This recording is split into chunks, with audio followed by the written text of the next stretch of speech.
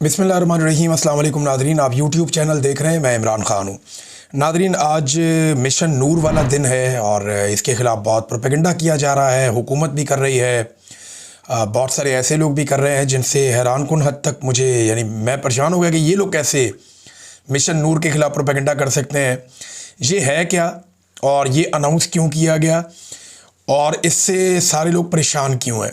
मैं आपको ये बता देता हूँ। जो बड़ी ख़बर है कि गुज़िश्ता रात, ये जो अभी रात गुजरी है, आप सुबह वीलॉग सुन रहे हैं, रात को लाहौर में एजेंसियों के एक दफ्तर के अंदर मीटिंग चल रही थी और प्लान क्या चल रहा था कि मिशन नूर के ख़िलाफ़ मौलवियों से कोई फतवे हासिल किए जाएं या मौलवियों को इसके ख़िलाफ़ खड़ा किया जाए।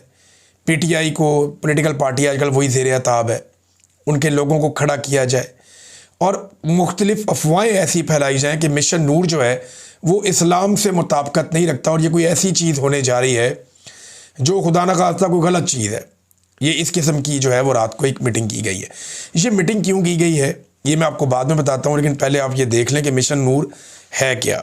ये हमारे एक दोस्त हैं, कनाडा में रहते हैं, अहमद खान साहब। ये उनके दिमाग की पैदावार है। उन्होंने सबसे पहले ये उनके जहन में ख्याल आया कि हमें मिशन नूर के नाम से एक सिलसिला शुरू करना चाहिए और हफ्ते की रात उन्होंने इसलिए चुनी कि लोगों को छुट्टी होती है अगले दिन, तो वो लोग ज़्यादा एक्टिव होते हैं ना वीकेंड नाइट पे। तो उन्होंने हफ्ते की रात का इंतखाब किया और ये ऐलान कर दिया इसे कुछ अर्सा पहले कि मिशन नूर होगा और तमाम लोग अपने अपने घरों की छतों पे चढ़कर आज़ान देंगे और वो आज़ान जो है वो सोशल मीडिया पे उसके बाद डाल देंगे। शुरू में किसी ने इस पर तवज्जो नहीं दी, लोग इसको सुनते रहे। कुछ लोगों ने इसका मजाक उड़ाया, कुछ लोगों ने इसके बारे में नेगेटिव पॉजिटिव कमेंटिंग की, लेकिन बिलाखिर ये बढ़ता गया। सोशल मीडिया के लोग इसके साथ जुड़ते गए, ओवरसीज़ पाकिस्तानी बहुत बड़ी तादाद में इसके साथ जुड़ गए। पाकिस्तान के अंदर जो यूथ सोशल मीडिया को इस्तेमाल करती है वो इसके साथ जुड़ गई और फिर लोगों की तवज्जो हुई इस तरफ। लेकिन तब तक बहुत देर हो चुकी थी। ये अवाम के अंदर बहुत हद तक नफूस कर चुका था, हर आदमी अब जानता था, बहुत बड़ी तादाद में लोग जानते थे कि मिशन नूर आज़ान देने का एक सिलसिला जो है उसको शुरू किया जाएगा और ये होगा हफ्ते की रात को।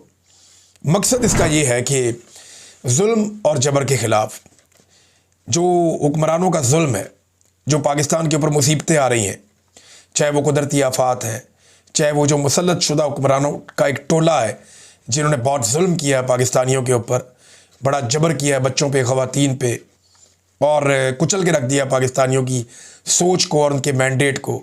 तो ये जितना कुछ भी पाकिस्तान में हो रहा है इसके ख़िलाफ़ अल्लाह रब्बुल इज़्ज़त को शिकायत लगाई जाए, उससे मदद मांगी जाए। अज़ान है कि अल्लाह अकबर, अल्लाह सबसे बड़ा है, अशहदु अल्ला इलाहा इल्लल्लाह। आप गवाही देते हैं कि अल्लाह के सिवा कोई इबादत के लायक नहीं है। फिर आप कहते हैं कि नबी अकरम सल्लल्लाहु अलैहि वसल्लम अल्लाह के रसूल हैं सल्लल्लाहु अलैहि वसल्लम। फिर आप फ़लाह की तरफ बुलाते हैं, नमाज की तरफ बुलाते हैं, फिर आप अल्लाह अकबर कहते हैं, फिर आपकी अज़ान ख़त्म होती है। ये अज़ान, इसमें कोई ऐसी चीज़ नहीं है जो खुदा न खास्ता हमारे मज़हब के या किसी चीज़ के अज़ान है ना, आप दे सकते हैं और ये रवायतें मौजूद भी हैं। मुसीबत के वक्त मुसलमान अल्लाह को पुकारता है और किसे पुकारेगा। मैंने थोड़े दिन पहले आपको एक मिसाल भी दी कि जब मैं ISI की कैद में था तो मैं कभी कभी नात पढ़ता था। कुछ नातें मुझे आज भी याद है, मैं वो पढ़ता था। एक हमद है वो भी पढ़ लेता था अपना दिल बहलाने के लिए कोने में बैठ के। तो कभी कभी मैं उस सेल के एक कॉर्नर में खड़ा होके तो मैं अज़ान भी देता था अपने कानों पे ऐसे हाथ रख के। तो मुझे याद है मैं अज़ान मैंने दी है वहाँ पे, बहुत ज़्यादा नहीं लेकिन कभी कभी मैं वहाँ अज़ान भी देता था कि अल्लाह मेरी सुन लेगा और मुझे इस मुसीबत से छुटकारा देगा। तो मेरा अल्लाह मुझे वहाँ से बचा कर लाया। अब मामला ये है कि इसके ख़िलाफ़ रात को मीटिंग हुई और उसमें ये तय किया गया कि मौलवियों को बीच में डालो, इसको डालो, उसको डालो। बहुत सारे ऑप्शन जो है उन पर गौर किया गया कि इसको रोके कैसे, ये नौबत क्यों आई। देखें, इसकी जो सोशल मीडिया पे रीच है वो करोड़ों में पहुंच चुकी है, बहुत बड़ी मिकदार में लोगों ने इसको देखा है और अगर तमाम प्लेटफॉर्म्स को आप इकट्ठा करें तो वो इतनी ज़्यादा है कि माजी करीब में कोई भी चीज़ इतनी ज़्यादा वायरल नहीं हुई जितना मिशन नूर वायरल हुआ है। अब पाकिस्तान की जो एजेंसियां हैं या जो एस्टेब्लिशमेंट है उसे इस बात की फ़िक्र पड़ गई कि इमरान खान को तो जेल में रखा हुआ है, तो लीडरशिप को तो हम कुछ ना कुछ करके कंट्रोल करते हैं, और वो भी तब तक करेंगे ना जब तक वो कंट्रोल हो रहे हैं। जिस दिन पब्लिक बाहर निकल आई तो यही जो लीडरशिप है ये एस्टेब्लिशमेंट को जूतियाँ मारेगी। ये जो बेचारे लोग हैं, लीडर्स हैं पीटीआई के, ये कोई एस्टेब्लिशमेंट से मोहब्बत नहीं करते, ये बात मैं आपको बता दूं। ये गंडापुर को भी कोई इश्क नहीं है एस्टेब्लिशमेंट से। इसको मौका मिलेगा सबसे पहले जूते मारेगा एस्टेब्लिशमेंट को, मैं जानता हूं इसको। ये नहीं छोड़ेगा, ये अंदर से बहुत तंग है।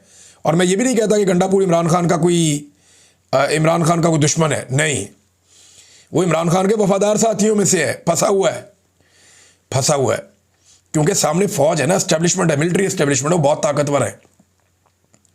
लेकिन जब पब्लिक निकल आई तो आप इन्हीं लीडर्स का रवैया देखिएगा एस्टेब्लिशमेंट के साथ कैसा हद तक आमेज होगा। ये सारे लोगों को मैंने एक ही मिसाल दी है, सभी ऐसे करेंगे। अभी इनको मौका नहीं मिल रहा, और एस्टेब्लिशमेंट ने कुछ ना कुछ करके इमरान खान और पब्लिक के बीच में जो एक ब्रिज है लीडरशिप, उसको कंट्रोल किया हुआ है। लेकिन अब ये डायरेक्ट आवाम की तरफ एक रद्द-ए-अमल शुरू हुआ। अगर ये कामयाब हो जाता है और नेक्स्ट एक और चीज़ अनाउंस होती है जो मेरी इंफॉर्मेशन के मुताबिक मिशन नूर आज रात को है ना, तो उसके फ़ौरन बाद ये अनाउंस हो जाएगी और फिर फर्दर आगे और चीज़ें अनाउंस होंगी। तो एस्टेब्लिशमेंट को इस चीज़ का डर पैदा हो गया कि अगर लोग खुद ही से एक तहरीक बना के बाहर आ गए और खुद ही से लोगों ने सोशल मीडिया के ज़रिए से, यही हुआ था ना श्रीलंका में, बांग्लादेश में और नेपाल में, कि लोग अपने तौर पे निकल आए थे, तो एस्टेब्लिशमेंट को डर लग गया। रात जो है वो बहुत सारे अफसरान ने बेचारों ने जाग कर गुजारी है। कभी मौलवियों को जगाते हैं, कभी सियासतदानों को जगाते हैं। हलीम आदिल शेख का एक स्टेटमेंट भी गर्दिश कर रहा है। एक स्टेटमेंट जो है वो आरिफ अलवी साहब का भी है। वो ये कहते हैं कि मिशन नूर एक रोशन उम्मीद है, आज़ान में अल्लाह की बड़ाई है, शहादत है, हमारे आका मोहम्मद सल्लल्लाहु अलैहि वसल्लम पर गवाही है, फलाह की दावत है और कलमा है, फिर बरकत क्यों ना आएगी।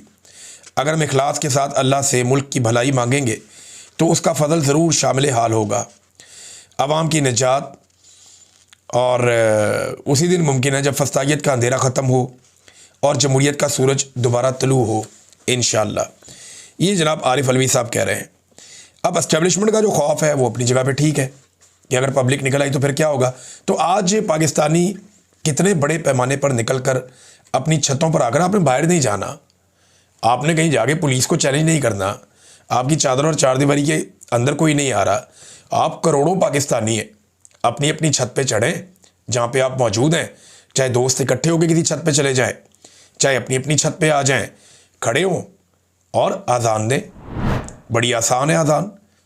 जो लोग नहीं दे सकते वो दूसरे को बोले वो आज़ान दे, वहाँ खड़े होकर सुने और उसकी वीडियो बनाकर सोशल मीडिया पे अपलोड करें। अगर 10-15 हज़ार लोगों ने ये वीडियोस बना के अपलोड कर दी, आज़ान तो बेशुमार लोग देंगे मुझे पता है, लेकिन सारे लोग वीडियो नहीं बना पाएंगे। तो जिन लोगों ने ये वीडियोस बना के अपलोड कर दी, उससे एक बहुत बड़ा इम्पैक्ट क्रिएट होगा और फिर वो आगे बढ़ेगा। आगे क्या होगा मैं थोड़ा बहुत जानता हूँ, लेकिन अभी आपको बताऊँगा नहीं। जिन लोगों ने ये काम शुरू किया ना, उन्हीं को आगे बढ़ाने दीजिए और वही बढ़ाएं तो ज़्यादा बेहतर है। नादरीन, ये तो मिशन नूर है और आज पाकिस्तानी जो है वो, और ये एक किसी पॉलिटिकल पार्टी का नहीं है, ये भी याद रखिएगा आप। ये इनिशिएटिव आम पाकिस्तानियों का है और आम पाकिस्तानी ये करना चाहते हैं for the sake of this country. Allah से रब्ता करना तो कोई जुर्म ना पहले था ना अब है, और अल्लाह ही जो है वो सारे मामलात को संभालने वाला है, उसके अलावा कोई और कादिर मुतलक नहीं है। दूसरा नादरीन, आज बरतानिया में ओवरसीज़ पाकिस्तानियों का एक बड़ा इम्तिहान है। इम्तिहान ये है कि इन्होंने बहुत एहतजाज किए, बरतानिया में हमेशा एहतजाज किए, बहुत बड़े बड़े एहतजाज किए, बड़े कामयाब एहतजाज भी किए। लेकिन अब इन्हें मौका मिला है शहबाज शरीफ के ख़िलाफ़ एहतजाज करने का, क्योंकि शहबाज शरीफ एक सियासी तकरीब करने जा रहे हैं बरतानिया में, लंदन में, और ये मैरियट में इनकी तकरीब है अब तक की इतला के मुताबिक। इसमें आसिम मुनीर साहब ने शिरकत करनी थी, इसके बारे में काफ़ी तैयारियां भी की गई थी। अभी अनकन्फर्म्ड इतलात आ रही है, यानी ये मुसद्दका इतलात नहीं है कि आसिम मुनीर साहब बरतानिया छोड़ चुके हैं और वो यहाँ से चले गए हैं। लेकिन ये भी हो सकता है कि ये एक पैंतरा हो कि ज़रा पीटीआई वाले या ओवरसीज़ पाकिस्तानी कूल डाउन हो जाएं, फिर आसिम मुनीर साहब शिरकत कर लें इसके अंदर। लिहाजा जो एहतजाज है ओवरसीज़ पाकिस्तानियों का, मेरे पास जो उसके बारे में इंफॉर्मेशन है वो आसिम मुनीर साहब के ख़िलाफ़ है। वो शहबाज शरीफ को किसी गिनती में ही नहीं लेते, खाते में ही नहीं लाते। वो कहते जी एहतजाज तो हमारा आसिम मुनीर के ख़िलाफ़ है, और उन्हीं के बारे में उन्होंने पोस्टर्स उठाए होंगे। ये पोस्टर आप देख भी रहे हैं। लिहाजा 3 बजे पाकिस्तानी जो इन्होंने प्लान बनाया है वो इकट्ठे होंगे पाकिस्तान हाई कमीशन के बाहर, और उसके बाद ये मैरियट होटल तक पैदल जाएंगे लोग। ये 1 मील का फासला, ज़्यादा नहीं है, 10-12 मिनट का फासला है। ये वहाँ से निकलेंगे पाकिस्तान हाई कमीशन के बाहर से, और पैदल चलते हुए चले जाएंगे मैरियट होटल के बाहर, जहाँ अंदर शहबाज शरीफ साहब अपनी एक पॉलिटिकल तकरीब कर रहे हैं। और आसिम मुनीर साहब का इसके बारे में पहले था कि वो होंगे, लेकिन फिर जो सोशल मीडिया पे पहले से खबरें आ गई और ओवरसीज़ पाकिस्तानी तगड़े हो गए, तो हो सकता है वो इसमें शिरकत ना करें। और उनके बारे में इतला ये है कि उन्होंने बरतानिया छोड़ दिया है, लेकिन ये इतला अभी मुसद्दका नहीं है। पाकिस्तान तहरीक इंसाफ के बहुत सारे लोगों ने मास्क हासिल कर लिए, इमरान खान के चेहरे वाले। वो ये मास्क पहन कर वहाँ एहतजाज करेंगे ताकि उनकी तस्वीरें बनाकर, वीडियो बनाकर पाकिस्तान की एजेंसियों को ना दी जा सके, क्योंकि इसके नतीजे में पाकिस्तान की एजेंसियाँ उनके रिश्तेदारों का पाकिस्तान में जीना हराम कर देती हैं। लिहाजा ये एक नया तरीका भी पाकिस्तान तहरीक इंसाफ अडॉप्ट करने जा रही है। तो ये नाज़रीन आज 2 इम्पॉर्टेंट चीज़ें हैं आज के दिन में। एक, बरतानिया में ओवरसीज़ पाकिस्तानियों का एहतजाज। दूसरा, मिशन नूर, जिसका आगाज़ जो है, जो आइडिया जो है वो अहमद ख़ान साहब ने दिया था कनाडा से, और अब वो एक बहुत बड़ी तहरीक बन चुकी है।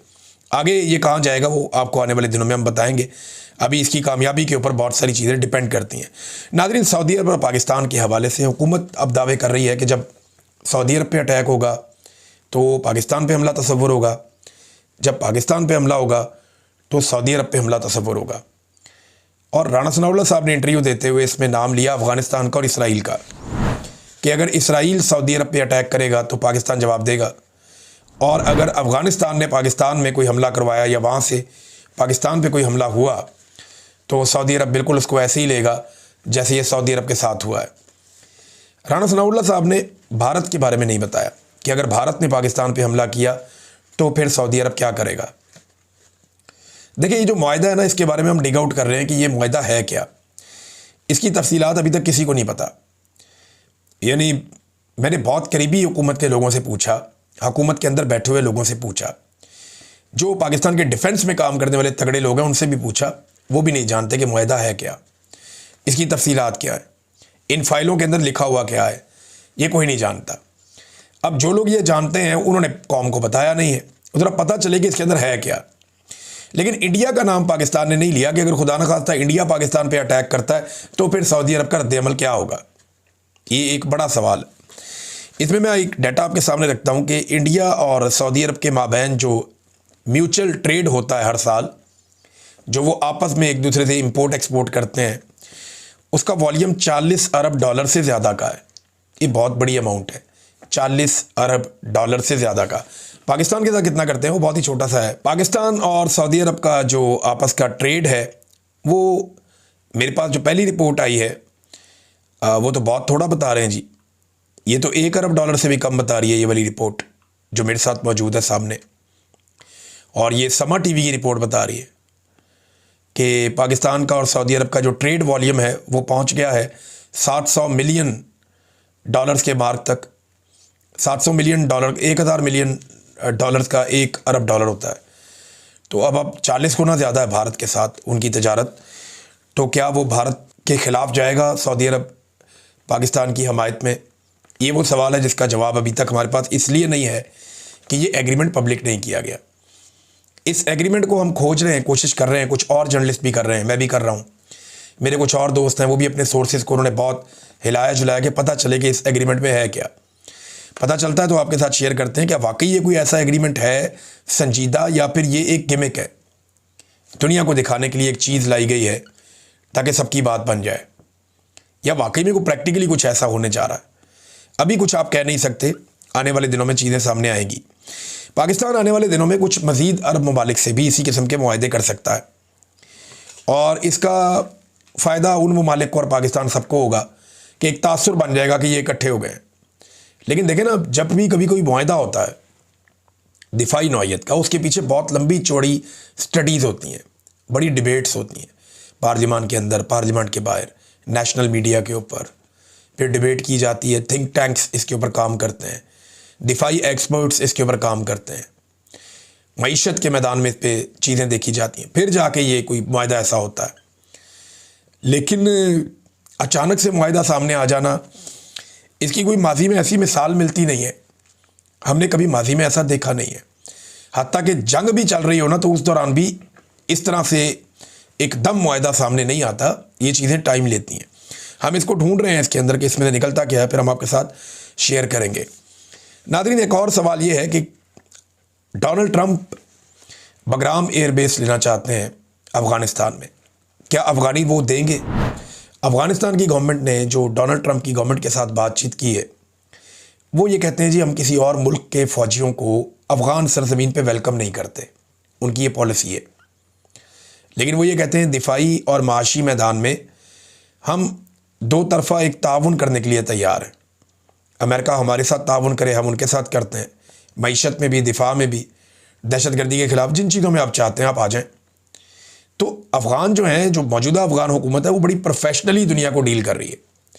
आज अफ़गानिस्तान की इकॉनमी, फजलुर रहमान साहब कह रहे थे कि वो पाकिस्तान से बेहतर चल रही है। जो अफ़गान करेंसी है वो पाकिस्तान की करेंसी से कुछ 4 गुना बेहतर है इस वक्त। और ये एक जंग ज़दा इलाके की कहानी है। वो बेहतर परफॉर्म कर रहे हैं, वो आगे की तरफ बढ़ रहे हैं, उनकी पॉलिसी में बहुत ठहराव है। लेकिन पाकिस्तान हर चीज़ डे टू डे करता है, जज्बाती अंदाज में करता है। डोनाल्ड ट्रंप की भी तबीयत में ऐसा हिजान है, अचानक से अनाउंस कर देते हैं कोई चीज़। लेकिन जो अफ़गानिस्तान की हुकूमत है उसको कोई जल्दी नहीं है। वो ये कह रहे हैं जी कि हम मुस्तरद करते हैं ऐसे किसी इम्कान को कि हम किसी भी गैर मुल्की फ़ौज को अपना कोई भी अड्डा देंगे। ये परवेज़ मुशर्रफ ही था जिसने अड्डे दे दिए थे। तालिबान जो है वो अभी तक इसके ऊपर राज़ी नहीं हुए। नाज़रीन, एक और बड़ी हैरत अंगेज़ खबर है और आप सबको होशियार रहना चाहिए। पाकिस्तान में रहने वाले तमाम लोगों को अपना डाटा, अपने पासवर्ड, अपनी चीज़ों को बहुत महफूज रखना होगा, क्योंकि कुछ इतलात के मुताबिक पाकिस्तानियों का डाटा डार्क वेब पर दस्तयाब है। आपके पासवर्ड्स वहाँ पे मिल जाते हैं, आपकी ट्रैवल हिस्ट्री वहाँ पे मिल जाती है, आपकी तस्वीर वहाँ से निकल आती हैं और 500 रुपये देके आप वहाँ से डाटा ख़रीद सकते हैं। तो पाकिस्तान में सार्फिन का डाटा इतना गैर महफूज क्यों है, ये सवाल PTA से पूछा जाना चाहिए। पाकिस्तान की IT मिनिस्ट्री, इन्हें कुछ आइडिया है कि पाकिस्तानियों के साथ ये क्या कर रहे हैं और पाकिस्तानियों को डिजिटली इन्होंने कितना गैर महफूज कर दिया है? और आप यहाँ से भी अंदाज़ा करें कि पाकिस्तान की इंटेलिजेंस एजेंसियाँ हर वक्त पाकिस्तान के लाखों शहरियों के डाटा तक एक्सेस रखती हैं। वो 40-40 लाख लोगों का डाटा जो है वो अपने पास जमा कर सकते हैं, उनकी कॉल्स को सुन सकते हैं। तो जो स्पाइंग पाकिस्तान की स्पाई एजेंसीज या खुफिया एजेंसियां जो जासूसी कर रही हैं, वो पाकिस्तानी शहरियों की कर रही हैं। और दुनिया में कहीं भी किसी भी मुहज़्ज़ब मुल्क में इन बातों की इजाज़त नहीं है। लिहाजा पाकिस्तानियों को थोड़ा स्टडी करना चाहिए, मशवरा करना चाहिए और अपने अपने डाटा को, जो डिजिटल डाटा है, उसे अपने तौर पे महफूज बनाने के लिए इक़दामात करने चाहिए। नाज़रीन, सैलाब का पानी पहुंच गया सिंध में, दादू डूब गया, बहुत सारी आबादियां दादू की डूबी हुई हैं। ये पूरी रिपोर्ट है मेरे पास। दादू में तबाही मचाने के बाद सैलाबी रेला जो है लाड़काना सेवन बचाओ बंद से टकरा गया। देहात और सड़कें जो हैं वो ज़ेरे आब आ गई हैं। नौशहर फ़रोज़ में भी लूप बंद में शगाफ पड़ गया है, तो वहाँ पे भी किसानों का नुकसान हो रहा है। लगभग 1,85,000 से ज़ायद, लगभग 2 लाख के करीब जो शहरी हैं उन्हें मुंतकिल किया गया अब तक। और बहुत बड़े पैमाने पर वहाँ सिंध में भी फसलों का नुकसान हो रहा है, जो अफसोसनाक है। पंजाब में पहले तबाही हुई, अब ये तबाही सिंध को बहुत टाइम मिला इन चीज़ों का मुकाबला करने के लिए, लेकिन वहाँ पे भी फसलों को, किसानों को, उनको तबाह कर रहा है सैलाब का ये पानी। नाज़रीन, सदर Islamabad high court bar association Wajid साहब ने मुकदमा दर्ज करवा दिया अपने साथी वकला पे। इसकी वीडियो मौजूद है और नादिर बलोच साहब ने पूरी वीडियो लगाई है कि ये लोग सिर्फ, क्योंकि वाजिद साहब ने जब इलेक्शन जीता था ना, तो वो इमरान खान का नाम लेकर जीता था। पाकिस्तान तहरीक इंसाफ के वकला ने उनको सपोर्ट किया और इलेक्शन जितवा दिया। अब जब वो सीट पर आकर बैठे तो उन्होंने पार्टी बदल ली, वो दूसरी तरफ जाके खड़े हो गए और एस्टेब्लिशमेंट वाली साइड पे दिखाई देना शुरू हो गए या हुकूमत वाली साइड पर दिखाई देना शुरू हो गए। वोट उन्होंने यहाँ से ले लिए थे। अब वकला हर जगह पे उन्हें इरिटेट करते हैं, उनसे सवाल करते हैं सोशल मीडिया पे सामने आकर, तो इस सिचुएशन से वो तंग थे। जब यहाँ कल का ये वाक़या हुआ तब भी वकला सवाल कर रहे थे, तो वीडियो में देखा जा सकता है कि वाजिद साहब ने एक दो वकला के साथ हाथापाई की कोशिश की, लेकिन बीच बचाव करवा दिया गया। अब बाद में क्या हुआ, इन्हीं वाजिद साहब ने दहशतगर्दी का मुकदमा करवा दिया ईमान मज़ारी साहबा पे, हादी साहब पे, उनके शौहर जो हैं इंतज़ार पंजूथा साहब पे, उनको पहले ISI ने अगवा भी किया था, नईम हैदर पंजूथा साहब को और दीगर जो वकला है उनके ऊपर उन्होंने दहशतगर्दी का मुकदमा दर्ज करवा दिया, अपने ही वकला भाइयों के ऊपर। तो काजी फ़ायद ईसा साहब जो गंद मार के गए हैं ना पाकिस्तान की अदलिया में, ये गंद कम से कम 10-20 साल साफ़ करना पड़ेगा अदलिया को, वकला को, जजेस को। ये गंद का टोकरा उन्हें उठा के फिरना पड़ेगा इस अदलिया को, और ये गंद साफ़ करते करते भी 1 से 2 दहाइयाँ लग जाएंगी जो काजी फ़ायद ईसा गंद फैला के पाकिस्तान की अदलिया में गए हैं। आज जिनकी बारी है वो तकलीफ़ उठा रहे हैं, कल अभी बहुत सारे और लोगों की बारी आएगी और ये तकलीफ़ बढ़ती जाएगी। नाज़रीन, बुशरा बीबी के जेल में बीमार होने की इत्तलाहात हैं और लगातार जो है वो इस हवाले से कोई अच्छी खबरें नहीं आती, लेकिन उन्हें सहूलियत नहीं दी जा रही और सिर्फ इमरान खान साहब की बीवी होने की वजह से उन्हें जेल में बंद किया हुआ है। और मरीम नवाज़ की एक ख्वाहिश भी है। दूसरा एक अजीबोगरीब दावा मरीम नवाज़ ने और उनके लोगों ने कर दिया कि कैंसर का इलाज 60 मिनट में। अब मैंने कोई रिसर्च करने की कोशिश की है, कुछ दोस्तों से बात की है, कोई डॉक्टर से बात की है कि बग़ैर ऑपरेशन के, सर्जरी के, कीमोथेरेपी के, रेडियोथेरेपी के, ये कैसे मुमकिन है कि 1 घंटे में मरीज़ जाए अस्पताल में और 1 घंटे के बाद सर दर्द नहीं दूर होता 1 घंटे में। आपका गला ख़राब है तो आपको 2 दिन लग जाते हैं ठीक होने में। बुखार उतरने में, नॉर्मल जो बुखार है वो उतरने में आपको बाद वक़्त 2-2 दिन लग जाते हैं। तो ये कैंसर का इलाज 1 घंटे में दावा इन्होंने किया है, बड़ा हैरानकुन दावा है। ये तो तहलका मच जाएगा पूरी दुनिया में। को 25 करोड़ की मशीनें कहते हैं जी हम चाइना से लेकर आ रहे हैं। तो ये उन्होंने कहानी तो सुनाई है। तो डॉक्टर हजरात से मैं गुजारिश कर रहा हूँ कि वो मुझे बताएं कि क्या वाकई ये पॉसिबल है। या बरतानिया में तो हमने नहीं सुना, अमेरिका में भी नहीं सुना, लेकिन मरीम नवाज़ बज़िद्द हैं कि ऐसा कुछ उन्होंने कर दिया है। लेट्स सी क्या होता है। अब तक के लिए इतना ही। अपना ख्याल रखिएगा, अपने इस चैनल का भी। अल्लाह हाफ़िज़।